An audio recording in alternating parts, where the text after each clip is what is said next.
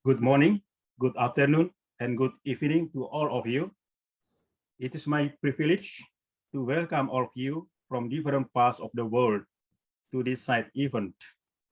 On behalf of the NGO Coalition Mining Working Group, Vivat International, Sister of Charity Federation, and the Greek Orthodox Archdiocese of America. Thank you for joining us in this side event.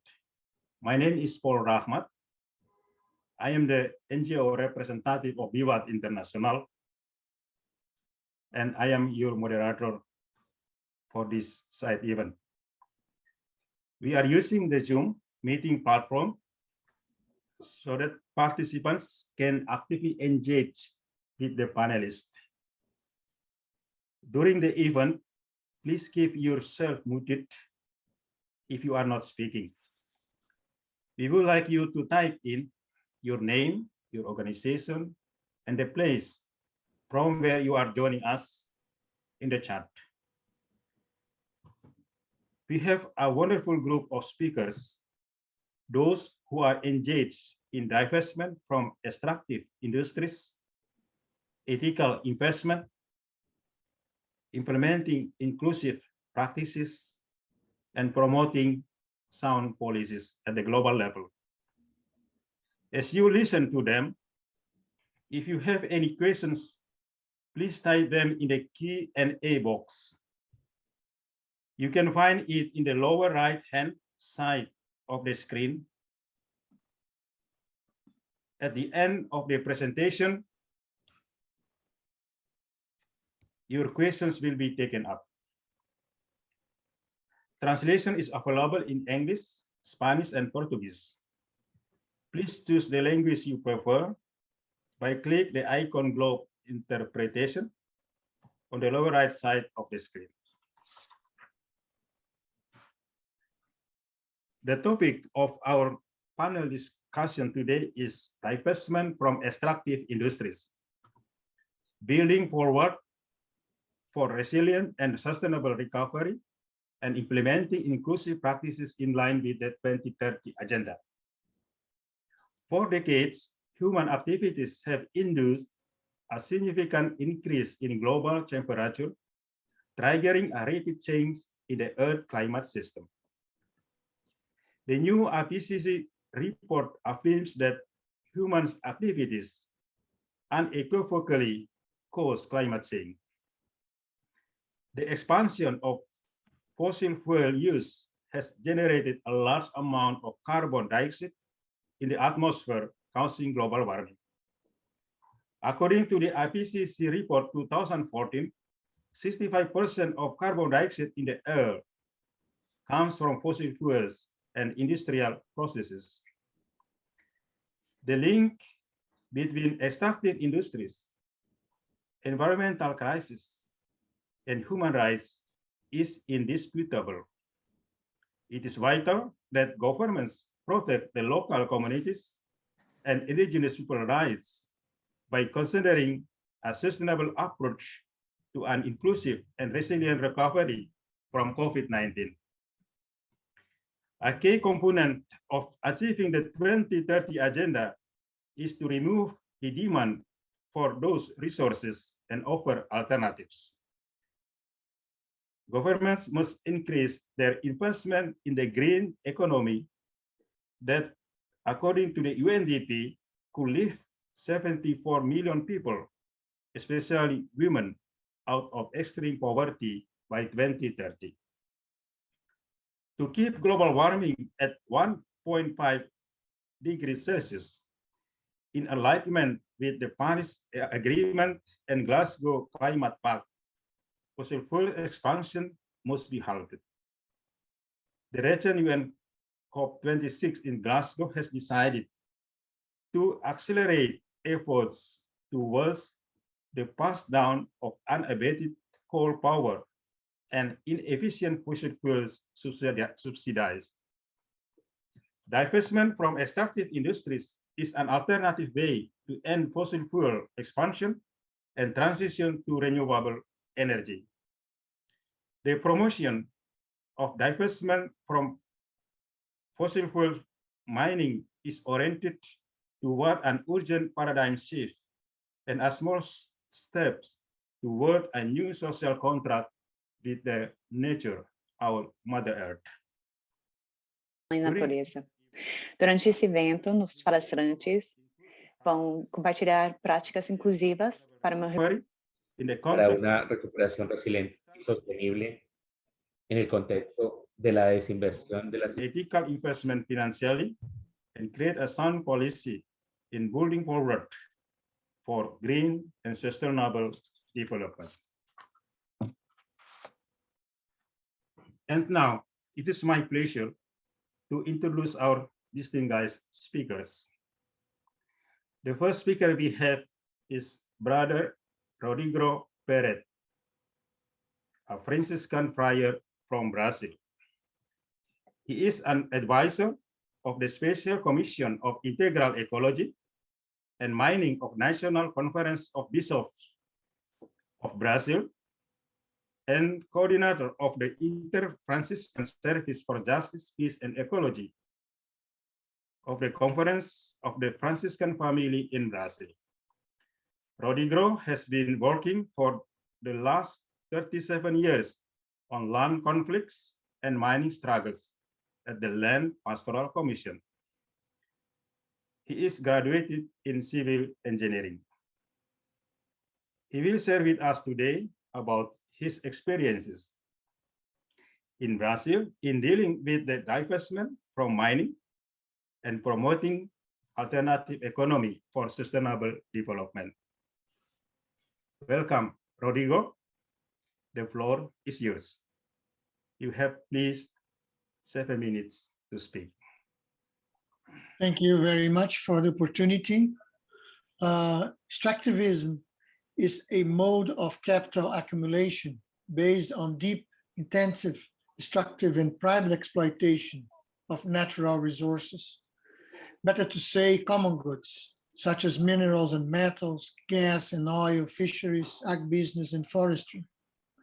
This is done often without the consultation and consent of affected communities. In case of mining, state and corporate private sector complement and strengthen each other. In addition, banks and international finance institutions are involved in financing and shaping technology, industry, logistics, markets, etc. Mining also involves different legal instruments in conceding mining license, the appropriation of land, water, environment, and the transfer of property rights as local populations are dispossessed. In Brazil, this relationship is under the hegemony of mining sector, which captures and submits the state to its interest. The result is a political architecture in which state institutions and legislation serve as to shape the outcomes to the benefit of mining sector.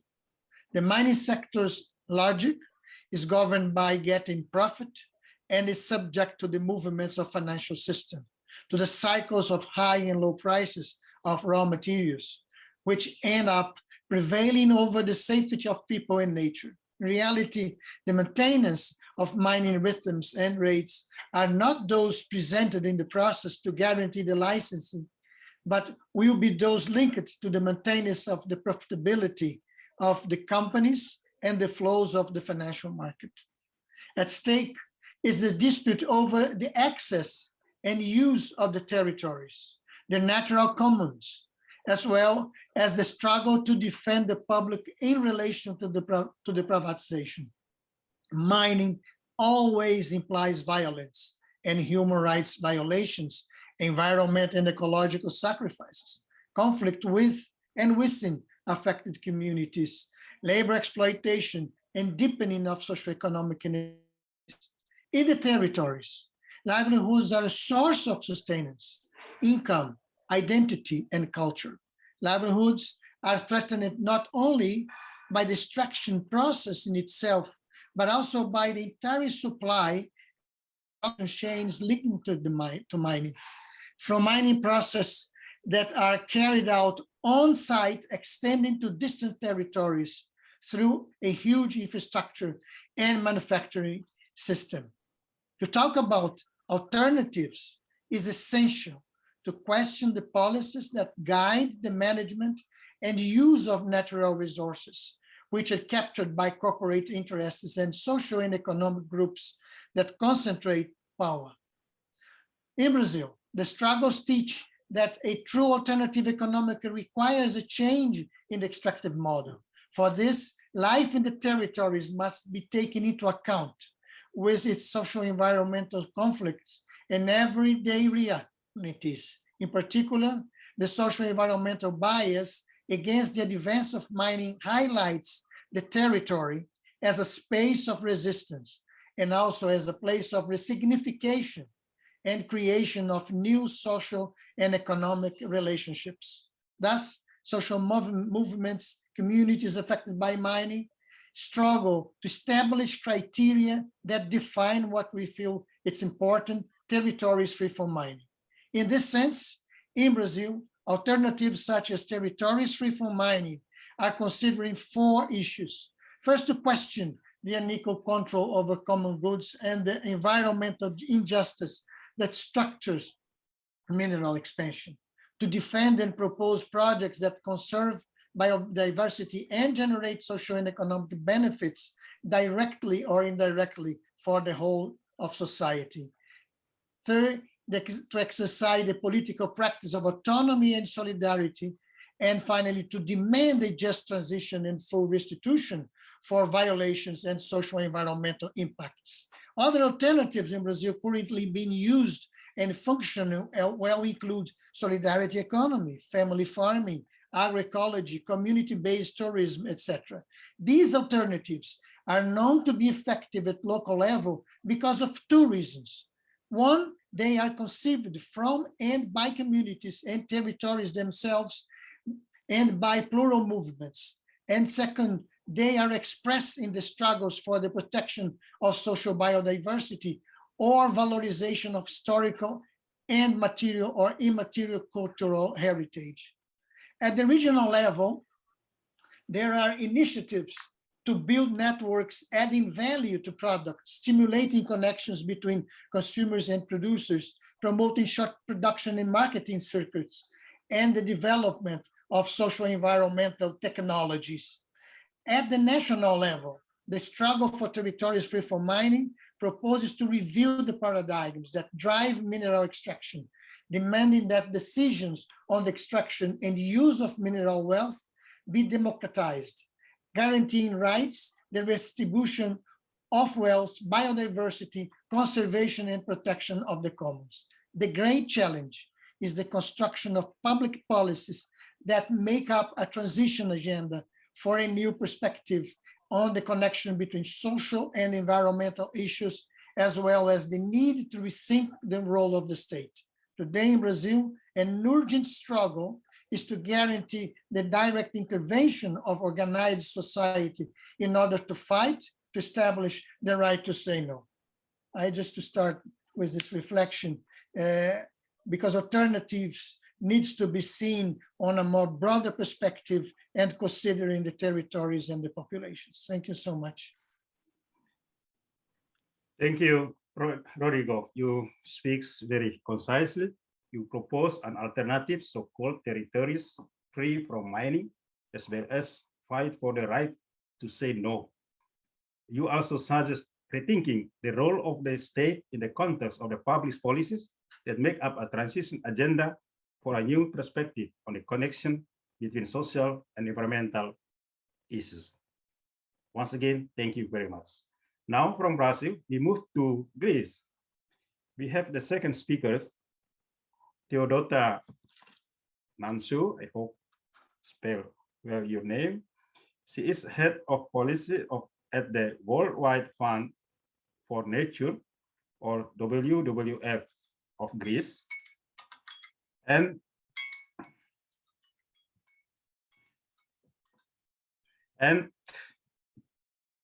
chair of the strategy board of WWF's European Policy Office. She has studied philosophy with a master's degree in environmental ethics and public administration. Her work focuses on the policies addressing the climate crisis, nature protection and governance for sustainable development and the transition to climate neutrality. She will share with us her experience in Greece about the impact of extractive industry to the environment and propose some thoughts how to shape a global climate policy in phasing out the fossil fuels and turning towards climate neutrality. Theodota, thank you for being with us in this event. Now the floor is yours. We have 7 minutes, please, to share your thoughts on these topics. Thank you. Thank you for the kind invitation. Really challenging topic. I hope you can see my screen. I will focus on fossil fuel extraction in Greece, primarily coal, which is being phased out in all of Europe. So it is not just that people do not want anymore to have to deal with the impacts of coal, but it is the markets that are realizing the huge and real economic and social cost of coal in Europe and are demanding that coal be phased out from the whole of Europe. So we see a decline in these recent years, a decline which covers almost all of Europe. Greece is, we hope, will become a champion in lignite phase out. Lignite is a type of coal that is particularly polluting and has a very heavy climate footprint.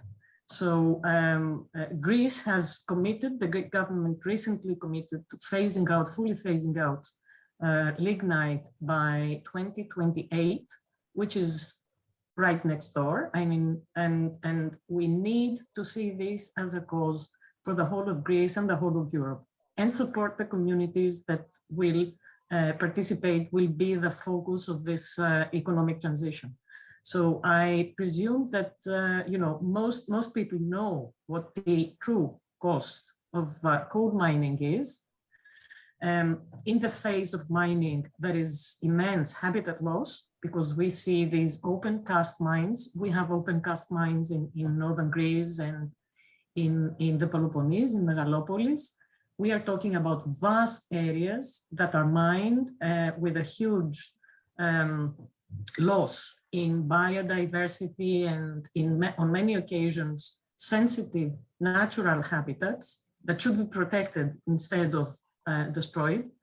Social displacement, that is villages just, you know, need to be wiped out. We have heavy impact, heavy footprint on water resources, and we have air pollution, that is dust. The impacts of coal, burning coal in order to produce power, top in causing climate change and accelerating the climate change, carbon dioxide emissions and other heavy metals as well, heavy air pollution, which causes serious problems to local populations. Respiratory diseases, cancers, and all that are, you know, the huge toll that local populations have to pay in order for electricity, at least in Greece and the entire Balkan Peninsula, to be, you know, generated. Severe health problems for the local communities. This is a Google Earth. I hope you can see that little video. It's a Google Earth video on how one big part of Western Macedonia, this is in Kozani area up in northern Greece, has developed within just, you know, 20 years of mining. Whole villages have been wiped out, mountains, farmlands, and you know, protect areas that should be protected and developed in a sustainable way. This is a picture from a village that is, you know, slowly vanishing. Its inhabitants, its citizens have been forcefully, you know, caused to migrate, to find other places to live. This has been a forceful expropriation of the whole land of the area of Mavropigi. This is Mavropigi village. Now, the thing is that when we talk about a green transition, when we talk about transition to climate neutrality, we cannot afford to leave anyone behind. So the big question and the big challenge for the entire community of the entire society in Greece is to support the people that will see a change in their lives. We owe them a big service. Greece has developed, and many countries in the world have developed because of electricity. And this is electricity that has been generated by fossil fuels. Now the planet cannot afford any more burning of fossil fuels. We know that. Science tells us that we need to fully phase out fossil fuels by as soon as possible. It's not 2050, it is as soon as possible. So we need to care for these local communities. We need to be with them. We need to support them in this transition. It is a really good occurrence that the European Union has set up the so-called just transition mechanism and is helping the transition to this new, the clean, as we can say, economy in these areas, with the reskilling of workers, with support for the development of green businesses, truly sustainable businesses that are not founded on mining and extractive industries. We need to be behind those people. This is not just any type of economic transition. This is an economic transition that is absolutely vital for the whole planet and for Greece. So there is a plan. We are helping as NGOs. The huge challenge for the NGO community in Greece and the whole Balkans is not to just say what we don't want, but what we want the next day to be like. So when we talk about 100% renewables in the electricity sector, we need to stand behind this cause and show in the best and most inclusive and socially just, and I need to stress that, socially just way, how this new and 100% clean economy will develop. We need to find solutions. And Western Macedonia is at the forefront of this transition. So coal is dead end. It's societies that tell us it is economy that is kicking out coal from, the dominant economic model. It is the planet itself that is kicking out coal from the picture. So Greece is phasing out fossil fuels, but Greece at the same time is investing in new oil and gas in its pristine seas. So the challenge remains. It's not just coal that needs to be phased out, it's also oil and gas. The petroleum, the huge petroleum industry still has a stake and eyes on Greece's seas. So the challenge is on. And we are here to give this fight. Again, thanks a lot for inviting me in this meeting, and I'm here to answer any questions. Thank you. Thank you, Theodota, for your presentations. It's very challenging how to passing out fossil fuels from coal mining and also for the gas oil. So it's a challenge for our society, for our humanity.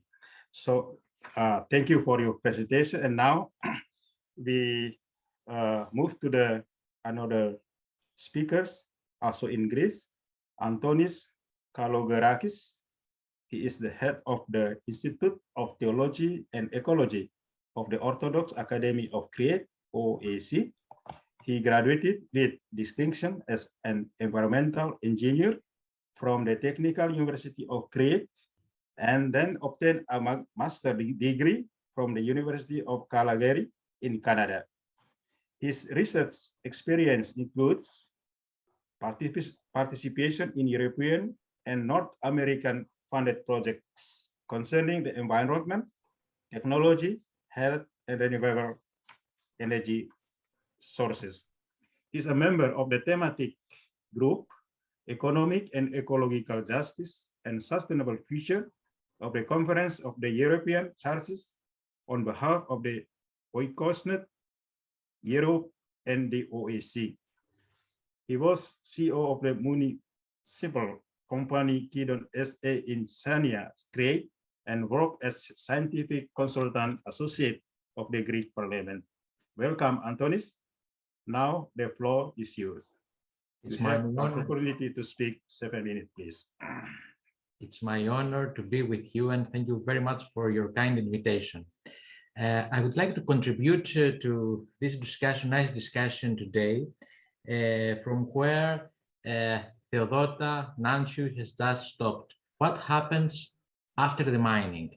So I will try to focus and give you some examples of good practices in order to achieve a just and sustainable future for everyone.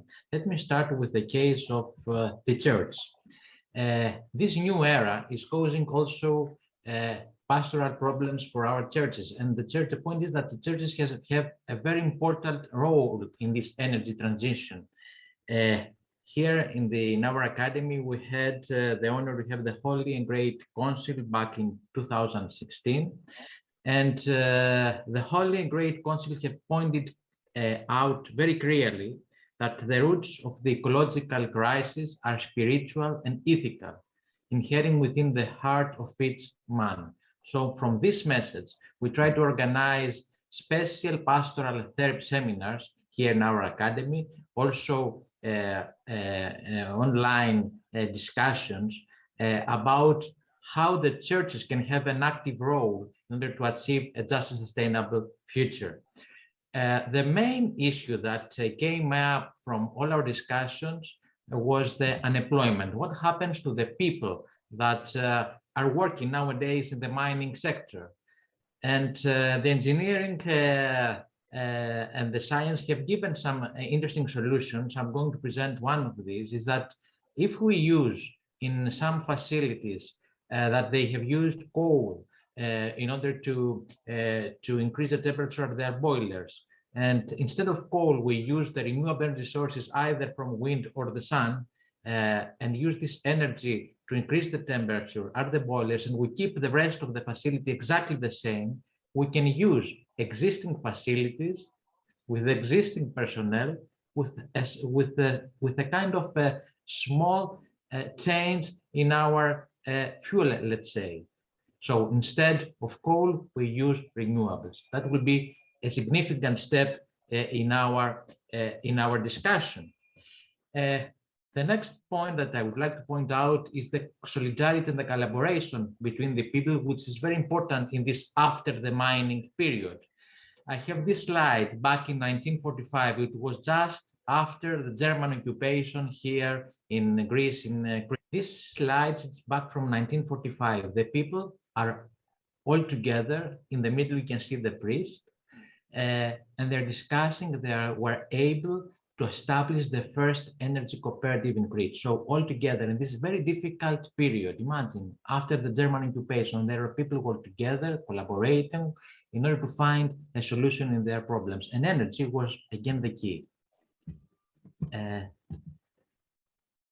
The fourth thing that I would like to point out is the engaging of the local community decision-making procedure. Back in the mining period, it was not the local societies that have been asked. So now the big challenge is to engage and to have the people with you in this new era. Inform the public, consult the people, involve the local society, collaborate and share the decision-making with the people. So at the end, we will have to empower the public by putting the final decision in their hands. It's very important to see people and the stakeholders all together in conferences like this one here at this slide. So they're arising their concerns, their problems, and be part of the solution nowadays. All this development can be done in order to achieve this just and sustainable future through the basic principles of cooperative economy.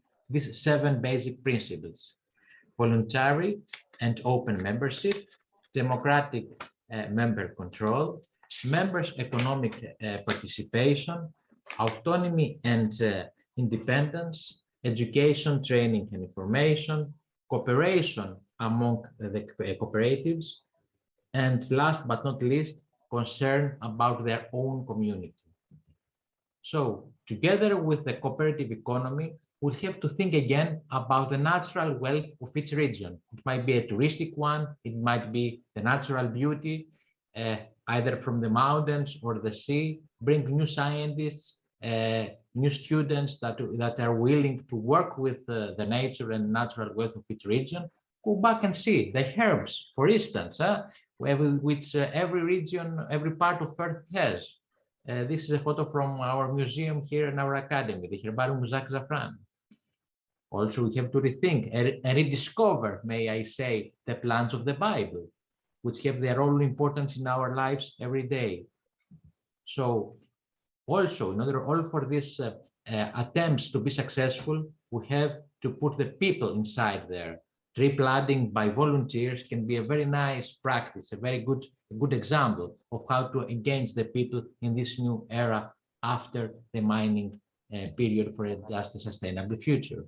Of course, the utilization of renewable energy sources through energy democracy against energy poverty can be the key. Up till now, we have here in Europe, but all over the world, a number of cooperatives that work with energy. Based on the analysis that was made by the RESCOOP, by 2050, over 264 million people can produce their own energy. So with that way, the people themselves are introducing the solution from their own houses, from their own work. They can have very good results in order to neutralize the carbon footprint. Based on this message here at the Academy, we decided to be a kind of a lighthouse for the local community. So it was back in 2017, and we have installed PV in our roofs. And actually, we were the first net metering case, the middle voltage, here at the islands of Crete. Based on that, a lot of researchers, local stakeholders, policy makers, students from the local university have come to our academy and started discussion, and also the parishes and the local priests have come here and have discussions about how we can materialize this energy transition, how we can go from the mining to a cleaner community, to a cleaner economy with a sustainable way. We had focused on the needs of local people, and this was exactly the message of His All Holiness, our Ecumenical Patriarch Bartholomew, who was here at the opening of St. Nikiphorus the Leper Church for the first energy autonomous parish. And again, our academy has supported the parish, the local parish of St. George's Church with this photovoltaic. So that's the meaning. In order to go and have a just and sustainable future, to engage the whole society, and church have an important role on this. Thank you so much for your patience and for giving me the chance to discuss these issues with you. Thank you, Antonis, for sharing best practices from in the context of church pastoral ministry for just and sustainable energy transition. It's very, very inspiring. Thank you for that. So now we move to another speaker from Greece to Serbia, Kalmar Jovic Sweden. I hope I spell your name correctly. He's the program coordinator for Center for Ecology and Sustainable Development in Serbia. He has been an environmental activist since 2000. His focus on the green energy transition of Serbia and region of Southeast Europe. Kalmar also works as an expert monitoring the work of international financial institutions in Serbia, especially their projects and programs related to energy and mining. Since 2011, he has concentrated more heavily on mining, advocating for the protection of human rights violated by domestic and foreign mining corporations. He especially focuses on stopping coal mining and monitoring mining projects in Serbia, especially in the biggest mining basins. Kalmar, thank you for joining us in this event. Now the floor is yours. 7 minutes, please. Thank you. It was incredibly challenging what was said before me. So I would not like to repeat, but anyhow, I want to give a few grams of salt to add to the discussion, or to add oil to this very interesting frame of this discussion. So Serbia and region of Southeast Europe, as you know, it was mostly communist until end of 1998. So practically it is free from these, let's say, authoritarian regimes just for about 30 years. Even during that period, during the socialist development or communist development, Serbia and other countries of the region, former Yugoslavian countries, but also other neighboring countries, which mostly were in the Eastern Bloc, these countries heavily focused on industrialization and utilization of natural resources, and practically development was considered as much as maximal consumption of resources. Because of such way of development, Serbia and other countries in the region actually have a very, very bad history of the pollution, of destruction of the local communities. But moreover, as it was already mentioned in this discussion, we also have very bad history of lack of democratic discussion and participation of population in deciding on long-term goals for development. In that sense, even the democratization and liberalization of market, of a bigger presence or predominant presence of international banks, international industries, and reducing of Serbia and other countries in the region to source of cheap labor and cheap resources, and a part of that also cheap energy, cheap in sense of not protecting environment, sourcing very cheaply the fields or cheaply the resource for the open cast mines, have led to a situation where the Serbia and region is actually being used as the, let's say, being used as the material source for the Western companies, Western banks. When I say Western, I think the global North, like led by World Bank, by IMF, and other institutions. And then we have situation where the just transition is being considered from the side of population as another invention of colonial global North. And unfortunately, there is a very small number of stakeholders, of groups, I mean, unfortunately, including churches, who do not really understand where is the source or where is the origin of exploitation of labor, of resources, of pollution, and etc. And practically, we are having both from left side of political palette and from the right side, under quote marks, we have the same mistakes. We do not still understand that extractivism and that the exploitation of resources and exploitation of cheap labor is actually the main cause of the pollution, is the main cause of the global environmental crisis, especially the climate change crisis. And what is the problem is that even the social partners like churches, like unions, like the employers, they do not understand actually that this axioma of development of with the same basic principles, with the same basic targets, with the same basic understanding of what is development, we cannot achieve or expect different results. Unfortunately, even within the society, and I here reflect on the notion of just transition, just mentioned by Teodota and some others, unfortunately, we also have this kind of hidden, but despite that existing, I would call it civil war between miners and people who are relying on the using of resources, extractivism, and other clusters of society, which is much bigger.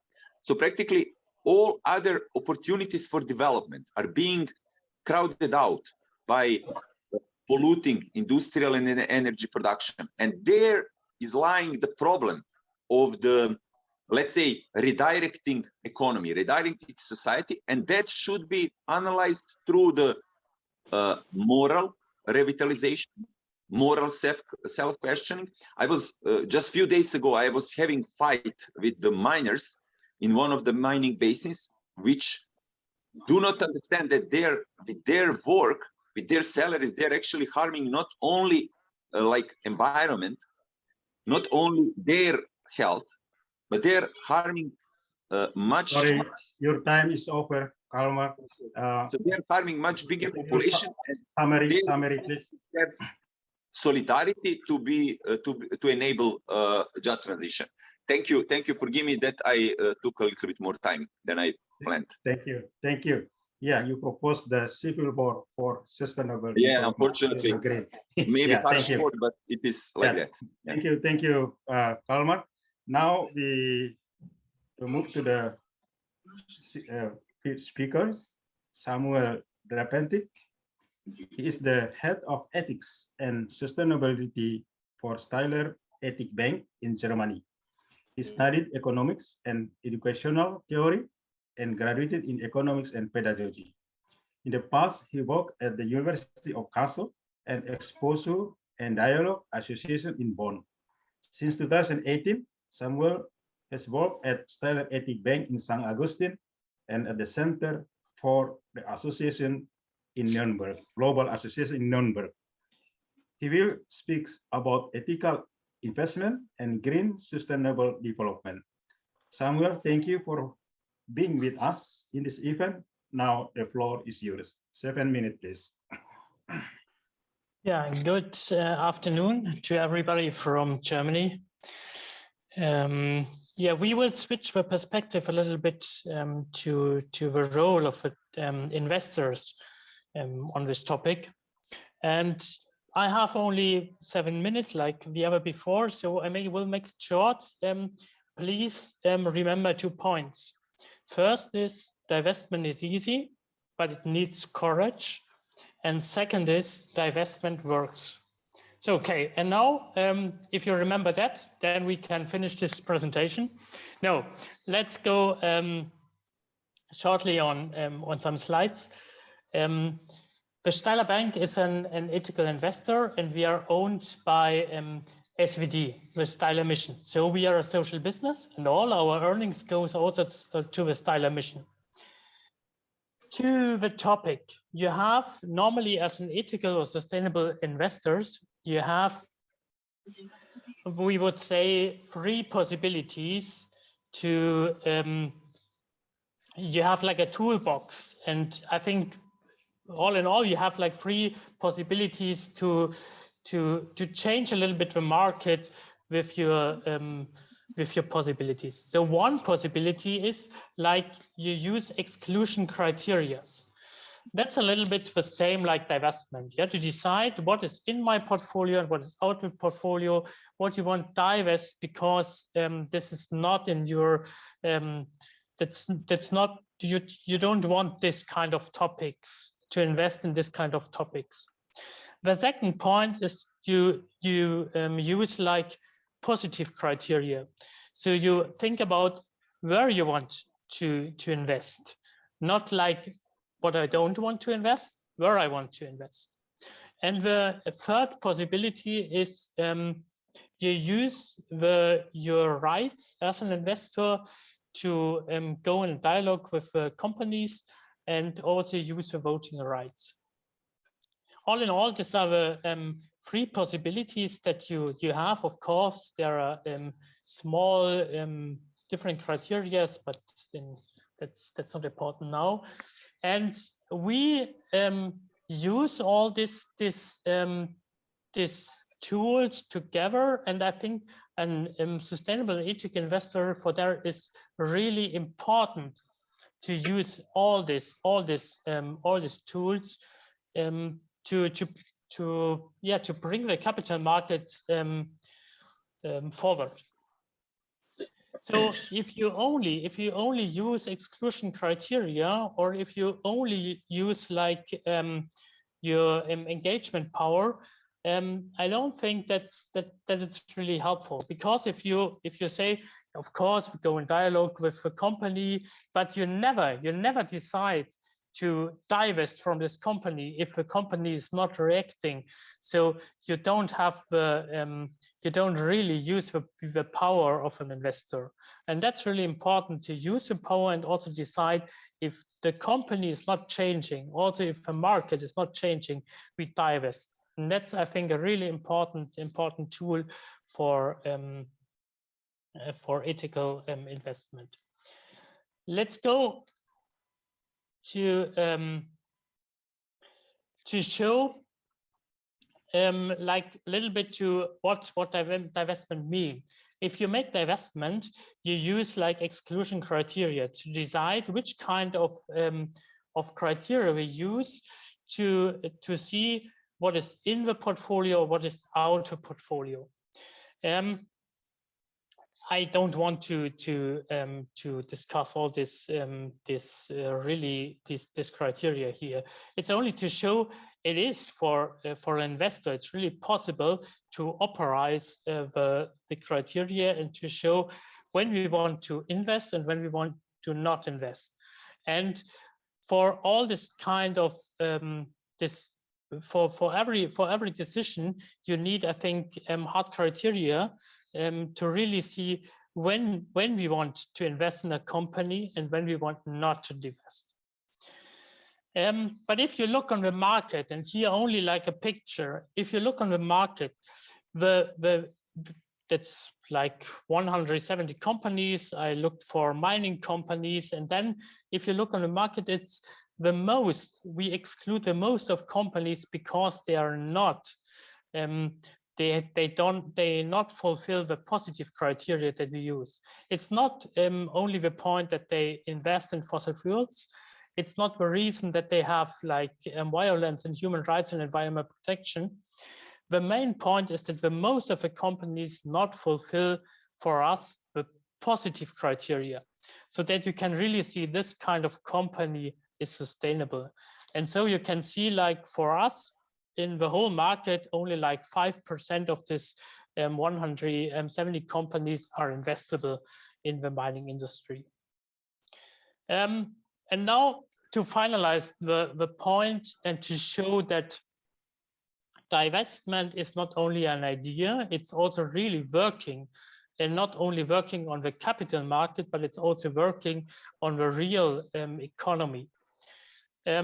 There is a study, it's a new study from some colleagues here from Germany, and they found out that if funds divest from companies because of a high carbon emission, then they can see a lower stock price for this kind of companies.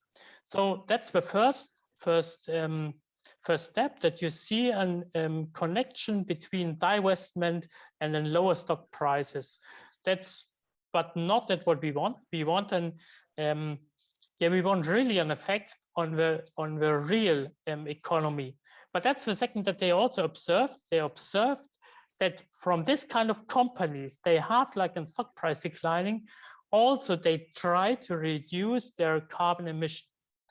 So, and with this short overview about the topic from divestment and sustainable finance, I give the presentation to the next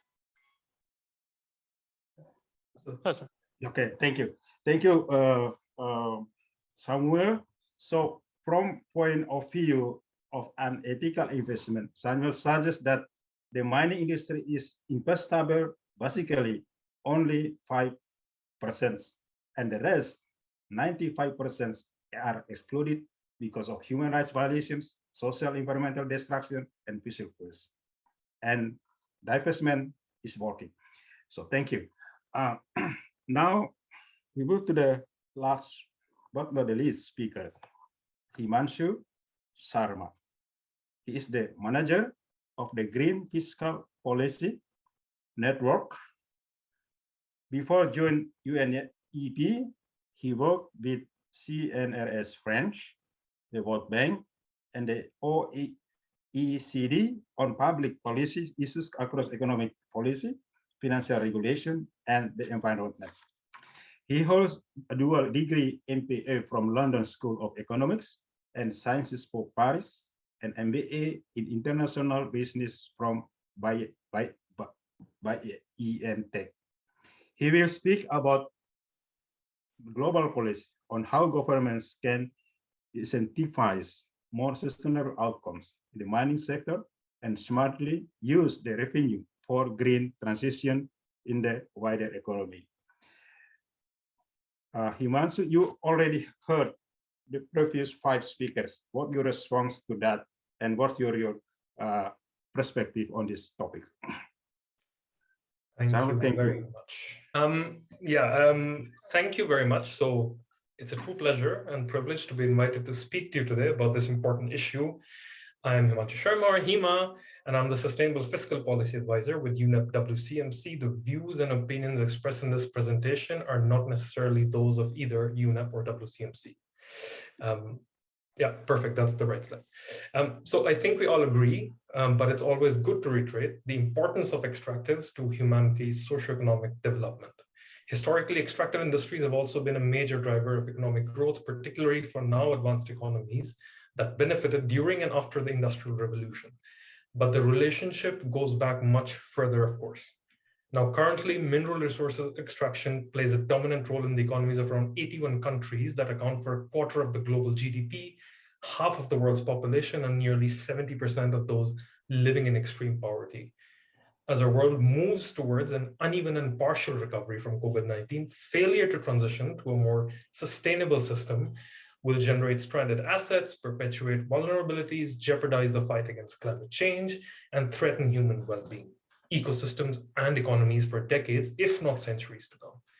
We are at a very delicate stage in this saga. It is very likely now that we're entering a new commodity supercycle as well, with massive economic dividends on offer and the risk of environmental and social concerns being sidelined. We have to be vigilant and hold decision makers to account to ensure that, unlike previous cycles, we build the foundation for sustainable and resilient socioeconomic development that leaves no one behind, and invest in safeguarding the very natural capital that more than half of our world's GDP depends on. Transforming extractive industries can and must be part of the solution. This is a bit going against what the previous speaker had just said, but allow me to lay out the case. So here, the divestment that I'm referring to is about when you're invested in a company and want to sell, not the exclusion when considering an investment decision. So just wanted to make that point very clear. Now, is that the answer? To me and many others, it's a clear no. When you sell your stock to somebody else, you have to induce them to buy that by lowering the price. Now, most corporate managers envision a day when they will have to go back to the capital markets, and if their stock price is low, that means it will be more expensive for them to finance future investments. That's what managers call the cost of capital. And by selling stock as an investor, you raise the capital, the cost of capital for a firm, thereby reducing the number of investment opportunities it has. Eventually, the hope goes that the dirty companies will disappear and that you'll be left with nothing but the clean ones, which would be good for society if you think that dirty firms have social and environmental externalities. But most research shows that given the current state of ESG investment, the impact on the cost of capital is too small to be meaningfully affecting real investment decisions. Plus, when you're selling or divesting, someone is buying on the other side. And there's a very good chance that the new buyer might not have the same values as you, and thus, by selling your stake in a dirty actor to someone who would support continued malpractice and make a pretty penny doing it, you might feel better, but nothing has changed on the ground, might actually have made things worse. Another problem. The primary targets of the divestment movement are international oil companies, private corporations that are headquartered in Western countries and listed in public stock exchanges, ExxonMobil, Chevron, etc., etc. Let's assume for a hot second that the divestment movement is very successful in reducing the economic power of these companies. The problem is that these international oil companies only produce about 10% of the world's oil. The rest is mostly produced by national oil companies which are located mostly in low and middle income countries, are less transparent about their operations and are not listed on economic exchanges, and thus not open to pressure with these divestment movements. Now, finally, and I'm sure there are many other good reasons why divestment isn't the answer, if the objective is to make environmentally harmful activities economically non-viable, let's get rid of the massive fossil fuel subsidies and other forms of support and have the prices reflect externalities. That would be the kind of transformational shift that's hard to achieve, but would deliver instant returns. The IMF estimates, for example, that if environmental and health externalities were accounted for in fossil fuel prices, the subsidies provided would amount to more than $5 trillion. If we have to divest, then let's divest from fossil fuel subsidies and other environmentally harmful subsidies.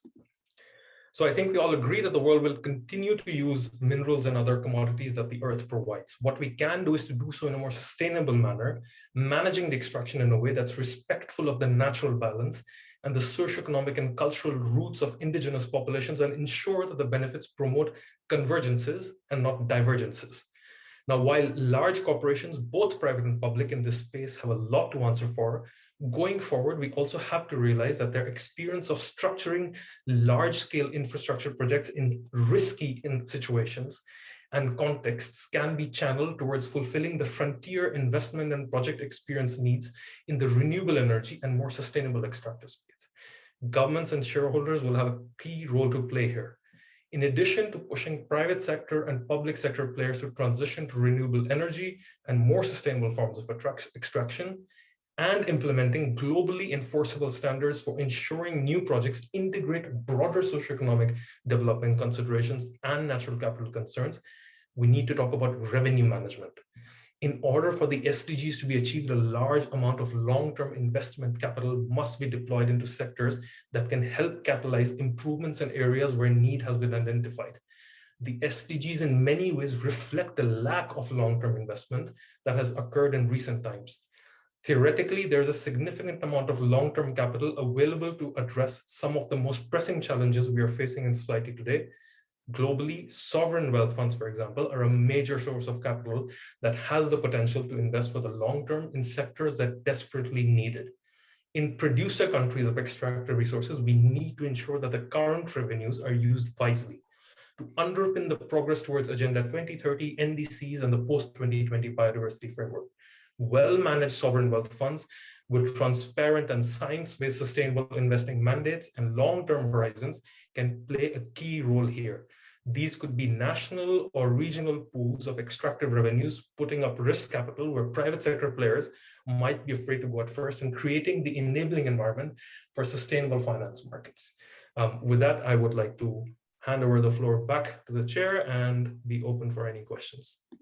Thank you, Saroma, for your thoughts and presentation. You suggest that extractives are basically sustainable, and therefore making extractives part of the solution by promoting smarter revenue management for sustainable transitions. Thank you for that. So thank you for all speakers for your thoughts, inspiring thoughts and passion, and also your expertise you share with us in this event.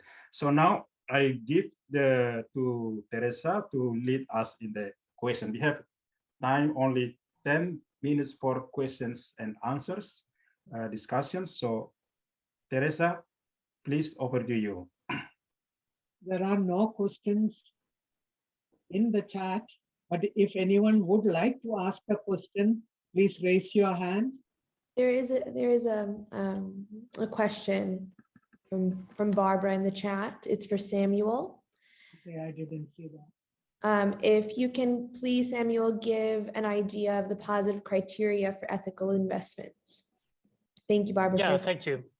Yeah, now it would be nice to have really a discussion about about divestment and the impact about investment.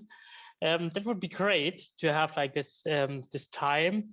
Yeah, well, only short to your answer.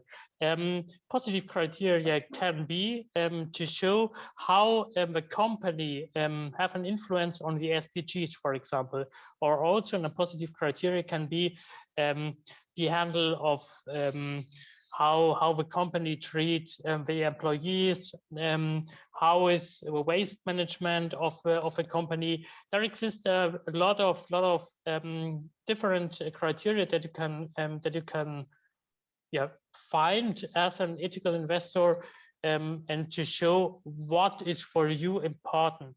Yeah, some investors look for renewable energy, and that's like a positive criteria for them. We have we look to SDG criteria. We look on ESG, so environmental, social, and governance criteria. So we have like a basket of different kind of criteria to use and to look on the companies. And what is now with a discussion about the impact of divestment?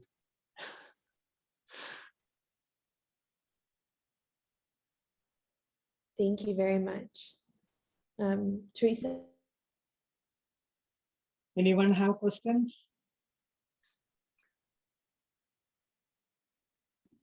Maybe I can come back on that, the ESG criteria. I think that's one of the challenges right now, that we don't really have any internationally agreed or standardized, or even I would say rigorous scientific methodology for ESG criteria. And I think it's also challenging, and it's not because it's easy, and that's why like it's really hard, because there's also, I mean, when you're thinking about mitigation, it can be global, but when you're thinking about adaptation effects, for example, if you're thinking of adaptation and resilience impacts of a certain kind of investment, that's very locally based. So it will have to be different for each location, etc. So it's a hard task. I think there are some initiatives going on. So there's a Science-Based Targets Initiative and others, but I think that's still an evolving space, and something which also risks a lot of these ESG type funds and activities being more greenwashing rather than actually helping the cause. But I think that's a risk that everybody's aware of, but just wanted to highlight that. Thank you. Anne-Marie, please unmute yourself and ask. Yep. Thank you. Mr. Sharma, your point about divesting from fossil fuel subsidies, could you say more about that? Because like, I think that's an issue here in the United States too with agriculture. There's so many subsidies that go into that, and they're major pollutants. Yeah, so I think it's not really fossil fuel subsidies. I think I was just mentioning that as an example, but more broadly, any environmentally harmful subsidy, that's what we need to stop doing. As I said, like just thinking about fossil fuel subsidy, just that subsidy alone, if you were to factor in all of the externalities, every year we're spending globally $5 trillion. I mean, imagine if that money was not going to support fossil fuel industries, how much different the landscape would be for financing renewable energy, because then if you look at the comparative cost, it's already in many cases cheaper than fossil fuels. But if you remove that, then there's no question, why would anybody want to invest in fossil fuel energy capacity? However, we must also realize when we're talking about these subsidies that there's also a reason why they were put there in the first place. So there is a large section of the population which is vulnerable, lower income households who do need these subsidies, because otherwise energy prices would be too high for them. So when thinking about subsidy reform, you should also be careful in trying to think about the sequencing of policies and compensation for people who would get hit hardest when you remove these subsidies. So there's many examples. In Ecuador, there was an effort to have these fossil fuel subsidy reforms. In France, with the Gilets jaunes protest, that was also a very kind of thing that was in the news. There's many other instances, and that happens because people have good intentions, they move forward with this, but they don't really think through impacts on different sections of the society. And I think that's very important, that there's more discussion around the design of this policy rather than the policy itself. Yeah. Okay. Thank you. Anyone else? Aryan? Yeah, you're very well versed, all of you, but my question is, in terms of investing, I think it was Shimanshu who mentioned about selling to dirty and having to be vigilant about that, and that you make them more powerful. I wonder if you could say a little more about that, what you had in mind. Yeah, so my point is that when divesting, so divesting, again, defining divesting in the way that I mean, that if you're, for example, holding stock of ExxonMobil, let's say, for example, and you want to divest, which means you want to sell the stock because you think that selling the stock, lowering the price, that would increase the cost of capital for the firm, etc. Doing that, you also have to think that you're selling to somebody. So another person is buying that. Now you have, for example, moral considerations, ethical considerations. When you're selling, you can't be sure that that person has the same values or morals. So they might just buy the stock, be happy with what ExxonMobil is doing, the way they're functioning, and not really vote in the meetings or give some kind of a pressure to the board to change their stance. And as you might have seen in the last year or so, these companies are also making a lot of money. So in the end, you've given up your say in the management of the company. Those people don't have any issues with the way things are running. They've actually made more money now doing that. So that's just one part of the divestment issue, why I don't think it works. But in that sense, like you're giving up power to somebody who might just kind of enable more of such behavior. Okay, so are you saying that in some cases, it's better to stay in with it rather than divest and keep your say by proxy voting and management? That's what I would say. And I mean, you are seeing that in a lot of companies now. I think Shell was one where a large shareholder group came in, and there's other companies. I mean, of course, there's government regulation which can push this and should be pushing this, but of course, shareholders also have a lot of power when they get together. Yeah. May I ask one more question? And it has to do with, how do you see this all fitting in with the PRIs, the UN Principles of Responsible Investing, in terms of looking at companies? How important is it to have people signed on to that? So, I mean, I'm not speaking on behalf of the UN in this capacity. I'm just presenting my personal opinion, but I would say that having these principles is good. It's a good step. You should have principles on investment. People should come out with more guidelines. However, in the end, there's just principles. They're voluntary things which people can sign on to, but don't really then need to have a verifiable track record. And you've seen a lot of research come out in the recent years that people who signed on to net zero pledges, et cetera, when you actually look at what they're doing, not a lot has changed. So I think it's a good kind of image thing to do, that, oh, we're signing people on, there's momentum, but at the end of the day, you need verifiable progress, more legally binding, enforceable investment guidelines or something. Otherwise, what you end up is greenwashing, that people say, like we have trillions of dollars committed to net zero. If that were the case, I mean, we wouldn't have the problems that we're having today. They have a pretty rigid reporting system, but thank you. Thank you. It's wonderful to be here. Thank you, everyone. If we don't have any questions, I would ask Nikki to conclude.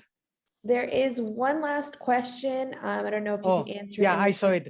Do you think that B Corp will help make a difference? The question is to Sharma. Okay.